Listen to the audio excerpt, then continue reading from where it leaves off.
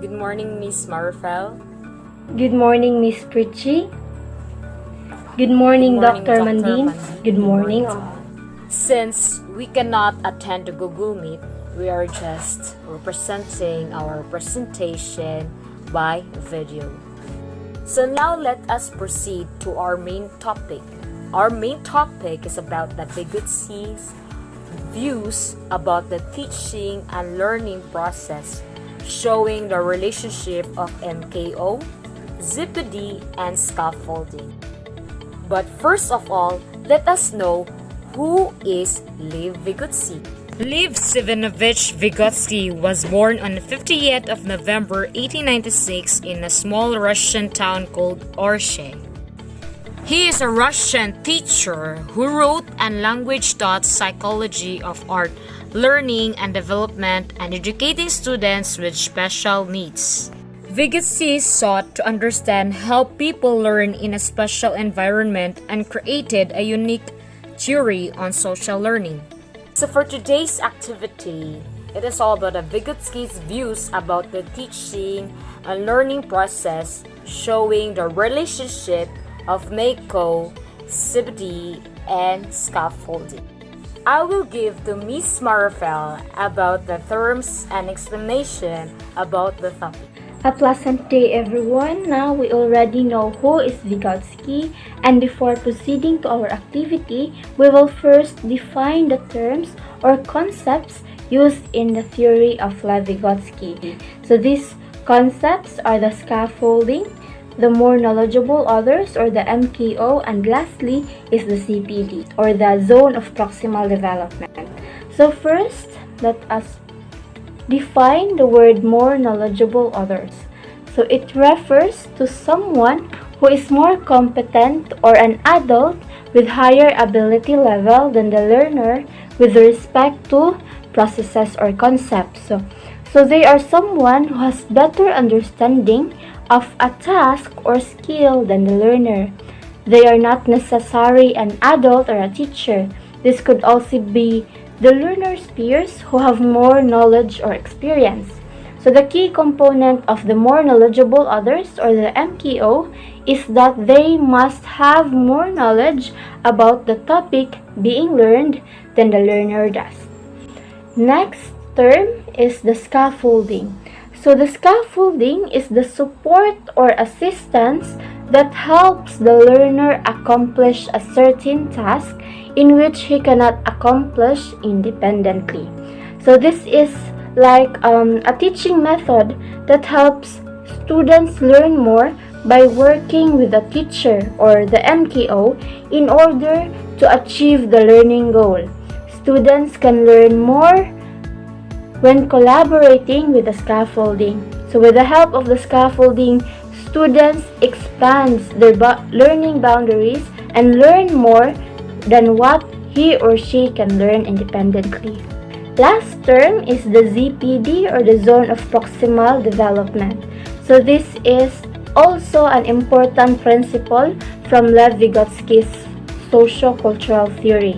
So this is defined as the distance between the actual development level and the level of potential development under adult guidance or with the collaboration with the MKO. So it was divided into two parts. First is the lower limit. So the lower limit is the learner's maximum level of independent performance. So this is what we call the zone of actual development. So it is the range in which students have the skills that the student can perform. However, they need more guidance to master the skill. So next is the upper limit, in which it is defined as the learner's maximum performance that can be achieved by the support of the more knowledgeable others. So in order to achieve this level, we need the scaffolding to provide the learner guidance and support to reach the zone of proximal development. Now we will show our diagram. So this is our diagram.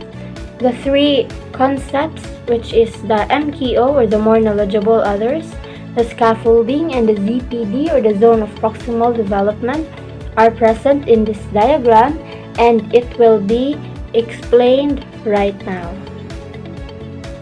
Now we will proceed to the explanation of our diagram. So we will explain this diagram in a step-by-step process. So first, let us start with the inner circle. So the first circle is the color gray. So it contains the student who works independently or without anyone's help. When he or she will perform something like a skill or a task, he will not be immediately proficient at it. Around the child in the circle is what we call the zone of actual development. So as stated earlier, it is the maximum level of learner's independent performance. It means without the help of other people. After the zone of actual development, there are still knowledge or skills that a child cannot master alone. It is unreachable for children. In our diagram, it is presented in this dark blue circle, which is very far from the child.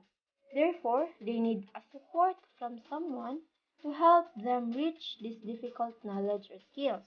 And that is what we call the scaffolding. So the scaffolding is like a bridge to help the students reach the difficult skills or knowledge. This supports or assistance should come from instructors, teachers, parents, guardians, to ate or kuya, and many more who is capable of helping the child throughout the process of learning. And they are what we call the MKO, or the more knowledgeable others.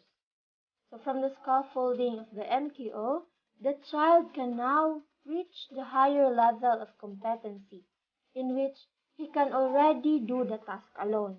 So the difference between what the child can do independently and what he can complete with the help of the MKO is what we call the zone of proximal development. So in our diagram, it is presented in this big blue circle. So this is the zone of proximal development. So the child in this zone have already acquired the skill, or he already learned something. As the child discover more skills with the help or support of the MKO, then this circle will get bigger and bigger. So as we know, Lev Vgotsky views teaching and learning process with the help of the scaffolding. So the scaffolding focuses on the teacher's role in supporting the learner's development and providing support structures to help students reach the next level or the next stage of development. So to better understand our diagram, we will present examples which will be reported by the next reporter. So thank you so much for listening. Okay, so let us have these two situations. Big sister helped his brother to open his water container. She loosened the cup a bit and letting his little brother continue opening the lid. Number 2.